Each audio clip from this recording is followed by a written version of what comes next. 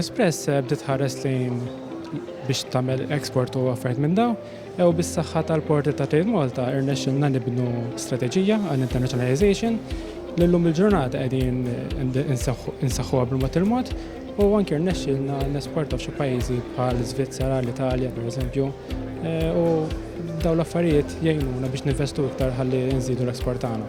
Mela aħna kif għadlek diġà nesportaw fuq 70% tax-xogħol tagħna.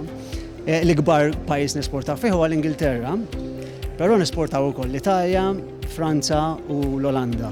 Pereżempju l-Ingilterra bħalissa hija sfida kbira minħabba Brexit u again dan il-port li jgħinna biex jekk aħna rridu diversifikaw f'pajjiżi oħrajn, nistudjaw qabel ma mmorru hemm. Il-kunċett kien sempliċi, ridna nġibu flimkien numru ta' servizzi fuq online elettroniku biex kumpaniji bbażati f'Malta jistgħu jaċċessaw din l-informazzjoni minn post wieħed. Illum li jkollok informazzjoni f'post wieħed hija kruċjali, kulħadd mafus bil-ħin u ħassejna li billi nikreaw dan il-portal li jgħin kumpaniji bbażati f'Malta jesportaw isibu l-informazzjoni kollha li għandhom bżonn fuq sit wieħed kien neċessità.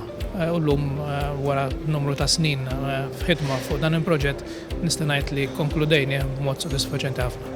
Il-platform li finalment implementajna qiegħed hemmhekk biex ikun għodda għal kumpaniji li għandhom l-aspirazzjoni li mhux biss ikomplu jsaħħu l-kummerċ tagħhom ġewwa pajjiżna, imma addirittura jħarsu l barra minn pajjiżna. Allura hemm ħemel ta' informazzjoni li tista' tgħin lil dal-kumpaniji biex jagħmlu l-aħjar għażla f'liema pajjiż huma jridu jmorru jipprovdu l-prodotti jew is-servizzi tagħhom.